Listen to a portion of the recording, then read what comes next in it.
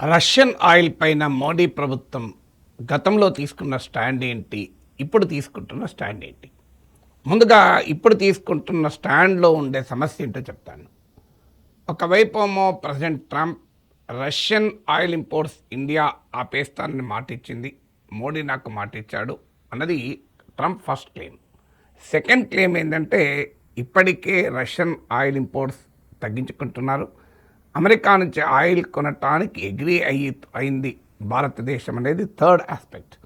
Fourth aspect, ఈ విధానంలో ఏమైనా మార్పు వస్తే మళ్ళీ ప్యూనిటివ్ టారిఫ్ అంటే పనిష్ చేసేలా టారిఫ్ విధిస్తాను. ఈ 4 అంశాలు ట్రంప్ పదే పదే చెప్తున్నాడు. భారత్ అమెరికా వాణిజ్య ఒప్పందంలో భాగంగా చెప్తున్నాడు. అంటే రష్యన్ ఆయిల్ కొనడం మానేస్తామని ఇండియా హామీ ఇచ్చింది. ఆ ప్రాసెస్ ఆల్రెడీ మొదలైంది. ఒకవేళ అమెరికన్ ఆయిల్ కొంటారు, అమెరికన్ ఎనర్జీ కొంటారు, ఇందులో ఏమైనా మార్పు వస్తే మళ్ళీ శాంక్షన్స్ విధిస్తారు. ఇది మీరు ట్రంప్ ప్రతి ట్వీట్లో ఉంటుంది, ఎగ్జిక్యూటివ్ ఆర్డర్లో ఉంటుంది, ఫ్యాక్ట్ షీట్లో ఉంటుంది. అంటే ట్రేడ్ డీల్ను రష్యన్ ఆయిల్ పైన ఇండియా కమిట్మెంట్స్ను కలిపి చెప్తున్నాడు ట్రంప్. ఈ రెండును విడివిడిగా చూడడం లేదు. అంటే అర్థం ఏంటి? రష్యన్ ఆయిల్ పైన ఇండియన్ పాలసీ కూడా part of the trade deal understanding అనేది ట్రంప్ వాదన. ఇందుకు భిన్నంగా భారతదేశం ట్రేడ్ డీల్ను చెప్తోంది, కానీ మన ప్రభుత్వం రష్యన్ ఆయిల్ విషయంలో మౌనం పాటిస్తోంది. ట్రంప్ మాటల్ని ఖండించడము లేదు, దాన్ని సమర్థించడము లేదు. పైగా మంత్రులు పరస్పర విరుద్ధమైన వ్యాఖ్యలు చేస్తున్నారు. రష్యన్ ఆయిల్ గురించి అడిగితే పీయూష్ గోయల్ ఇది నాకు తెలియదు, ఫారిన్ మినిస్టర్ని అడగండి అంటాడు. ఫారిన్ మినిస్టర్ తనకు తెలియదు అంటాడు. ఫైనాన్స్ మినిస్టర్ అయితే అసలు ట్రేడ్ డీలే నాకు డీటెయిల్స్ లేవు అంటారు. సో రష్యన్ ఆయిల్ పైన ట్రంప్ ఏమో చాలా ఫోర్త్ రైట్గా అటాకింగ్గా మాట్లాడుతున్నాడు. భారత ప్రభుత్వం ఏమో మౌనంగా ఉంటుంది, ఏమీ చెప్పడం లేదు. పైగా ప్రభుత్వ ప్రతినిధి చెప్తున్నది ఏంటంటే India is diversifying it's oil imports, energy imports. ఇంత పెద్ద దేశానికి ఇంధన సరఫరాలు సఫిషియెంట్గా ఉండడం కొరకు మేము డైవర్సిఫై చేస్తున్నామని. అంటే రష్యా నుంచి కొంటున్నారా లేదా అనే దానికి సూటిగా సమాధానం చెప్పకుండా మేము డైవర్సిఫై చేస్తున్నామని చెప్పారు. మరి డైవర్సిఫై చేయడమే ప్రభుత్వ విధానమైతే ఇరాన్ నుంచి, వెనిజులా నుంచి కొనడం ఎందుకు మానేశారు? అది కూడా డైవర్సిఫికేషన్కే వస్తుంది కదా. సో రష్యన్ ఆయిల్ పైన భారత ప్రభుత్వం చాలా క్లియర్గా దాగుడుమూతలాడుతుంది అనేది అర్థమవుతుంది. ట్రంప్ ఏమో చాలా అటాకింగ్గా మాట్లాడుతుంటే ఇది ప్రస్తుతం అనుసరిస్తున్న విధానం. ఇందుకు భిన్నంగా అంతకుముందు రష్యన్ ఆయిల్ విషయంలో మోడీ ప్రభుత్వం అనుసరించిన వైఖరి నేను కూడా చాలాసార్లు ప్రశంసిస్తూ మాట్లాడాను. 2022లో ఉక్రెయిన్ వార్ వచ్చేంత వరకు ఇండియా రష్యా నుంచి ఆయిల్ ఇంపోర్ట్స్ చేసుకోలేదు పెద్దగా. హార్డ్లీ 1% ఇండియా టోటల్ ఆయిల్ ఇంపోర్ట్స్లో. ఇది ఒక దశలో 40% వరకు చేరింది. 2024 ఆ ప్రాంతంలో అయితే 40% దాకా చేరింది. మళ్ళీ తర్వాత ఇప్పుడు అది కేవలం 25% చేరింది. నేను గణాంకాలతో చాలాసార్లు చెప్పాను. డిసెంబర్ 2024తో పోలిస్తే డిసెంబర్ 2025లో ఇండియా రష్యా నుంచి దిగుమతి చేసుకున్న ఆయిల్ 15% మాత్రమే పెరిగింది. 15%, కానీ అమెరికా నుంచి ఇంపోర్ట్ చేసుకున్నది 31% ఎక్కువ ఉంది. మీకు నవంబర్ 2025తో పోలిస్తే డిసెంబర్ 2025లో 27% తక్కువ దిగుమతి చేసుకుంది. అంటే వాళ్ళు ఏ డేటా చూసినా రష్యన్ ఆయిల్ విషయంలో మనం వెనక్కు తగ్గుతున్నాం అనేది క్లియర్గా అర్థమవుతుంది. ఇందుకు పూర్తి భిన్నంగా యుక్రెయిన్ వార్ నేపథ్యంలో రష్యా నుంచి మన ఆయిల్ ఎనర్జీ ఇంపోర్ట్స్ మొదలుపెట్టాక America, entire Europe, western Europe మన పైన విరుచుకుపడ్డారు. కానీ మనం చాలా గట్టిగా మోడీ ప్రభుత్వం నిలబడింది. జయశంకర్ అయితే పవర్ఫుల్గా వాళ్ళకు ఆన్సర్ ఇచ్చాడు. మీ యూరప్ కొనేది ఒక్క పూటలో కొనేది మేము 15 రోజులు కొన్నదానికన్నా ఎక్కువ. What India is importing from Russia in 15 days, you are importing more in half a day అని చెప్పాడు.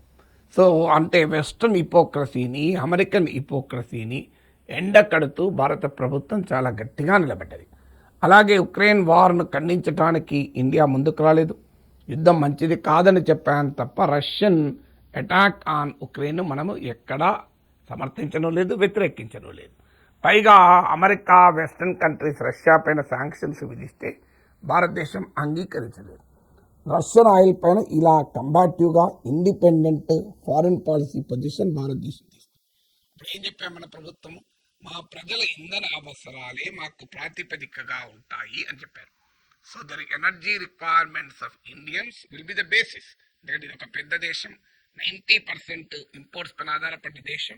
అందువల్ల మాకు అన్ఇంటరప్టెడ్ సప్లై ఆఫ్ ఎనర్జీ ఒకటి and affordable supply of energy రెండు మా లక్ష్యాలు. అందుకు అనుగుణంగానే మేము వ్యవహరిస్తామని చెప్పారు. ఇప్పుడు ఏం చెప్తున్నారు, మేము డైవర్సిఫై చేస్తున్నామని చెప్తున్నారు. మరి ఈ డైవర్సిఫికేషన్ ఇండియాకు ఉపయోగపడాలి కదా. మరి డైవర్సిఫికేషన్ ఇండియాకు ఉపయోగపడుతుందా? రష్యన్ ఆయిల్తో పోలిస్తే అమెరికన్ ఆయిల్ కానీ, అమెరికన్ కంట్రోల్డ్ వెనిజులన్ ఆయిల్ కానీ కాస్ట్లీ. మనం మరి చీపర్ రష్యన్ ఆయిల్ వదిలేసి costlier American oil are American controlled వెనిజులన్ oil ఎందుకు కొంటున్నాం? దీనికి ఆన్సర్ ఏంటి అనేది లేదు. నిజంగానే డైవర్సిఫికేషన్ కొరకైతే మరి చాలా చీప్గా వచ్చే ఇరానియన్ ఆయిల్, చాలా చీప్గా వచ్చి ఇరాన్ ఆయిల్ కొనడానికి అభ్యంతరం ఏంటి? ఎస్, అమెరికన్ ఆయిల్ కొనండి, ఇరానియన్ ఆయిల్ కొనండి. ఇరానియన్ ఆయిల్ కొంటే డైవర్సిఫికేషన్ పెరుగుతుంది తప్ప తగ్గదు కదా. మరి ఎందుకు ఇరాన్ ఆయిల్ కొనడం లేదు? దానికి ఆన్సర్ ఉండాలి కదా. పోనీ మా కన్జ్యూమర్స్ ఇంట్రెస్ట్లే ప్రధానం అంటే రష్యన్ ఆయిల్ ఏ రకంగా చూసినా cheap, at least $10 to $12 cheap per barrel. $10 to $12 cheap అంటే మనము లక్షల బ్యారెల్స్ ప్రతిరోజు దిగుమతి చేసుకుంటుంటే ఎంత ప్రభావం పడుతుంది. పైగా మనం రష్యాతో డాలర్తో లింక్ లేని వాణిజ్యం చేయొచ్చు, రూపీస్లో కూడా చేయొచ్చు. కానీ మన అమెరికా నుంచి కొంటే డాలర్లోనే చేయాలి. సో అందువల్ల రష్యన్ ఆయిల్ విషయంలో క్లియర్గా గవర్నమెంట్ ఆఫ్ ఇండియా ఒకప్పుడు తీసుకున్న బలమైన పొజిషన్ను రాజీ పడి ఇవాళ అమెరికా చెప్పిన దానికి అనుగుణంగా నడుస్తోంది అనేది క్లియర్గా అర్థమవుతుంది. సరిగ్గా మీకు 2019 ఆ ప్రాంతంలో ఇరాన్ విషయంలోనూ వెనిజులా విషయంలోనూ ముందు ఇండియా చాలా గట్టిగా మాట్లాడింది, రెసిస్ట్ చేసింది. కానీ తర్వాత అమెరికన్ ప్రెషర్స్కు తల వంచింది. రష్యన్ ఆయిల్ విషయంలో అమెరికన్ ప్రెషర్, వెస్ట్రన్ ప్రెషర్కు తలవంచడం లేదు. మోడీ ప్రభుత్వం నిలబడుతున్నారని మనం ఆశించాం. కానీ ఆఫ్టర్ 3 years ఇప్పుడు ఏంటి పరిస్థితి? అమెరికాతో ట్రేడ్ డీల్ కోసమని చెబుతూ క్లియర్గా రష్యన్ ఆయిల్ విషయంలో రాజీ పడుతున్నాం. ఇది ఎనర్జీ ఇంట్రెస్ట్లకు ప్రమాదకరం, లార్జర్ స్ట్రాటజిక్ ఇంట్రెస్ట్లకు కూడా ప్రమాదకరం. ఎందుకంటే రష్యా నుంచి మనం ఎనర్జీ మాత్రమే కొనం, డిఫెన్స్ సప్లైస్ కొంటాం, స్ట్రాటజిక్ ఇంట్రెస్ట్లు ఉన్నాయి, ఫారిన్ పాలసీ ఇంట్రెస్ట్లు ఉన్నాయి. మనకు అనేక సందర్భాల్లో క్రిటికల్ పీరియడ్లో Russia stood as a time tested ally. దాంతోపాటు గ్లోబల్ రెప్యుటేషన్ ఇమిడి ఉంది. ఒక ఇంత పెద్ద దేశం, స్వతంత్ర దేశం, మరో దేశంతో సంబంధాలు, అది ట్రేడ్ కానీ ఇంకోటి కానీ అమెరికా ఆదేశాల మేరకు ఎలా నిర్ణయిస్తుంది? రష్యాతో మన relations how can US decide? America India Russia రిలేషన్స్ను డిసైడ్ చేస్తుందంటేనే మన స్ట్రాటజిక్ అటానమీ ఏమైనట్టు. ఇప్పటిదాకా మనం వెస్టర్న్ హిపోక్రసీని ఎక్స్పోజ్ చేస్తూ వచ్చాం. జయశంకర్ అన్నట్లు యూరప్ ఒక్క పూటలో కొనేదాని మనం 15 రోజుల్లో కూడా కొంటలేము.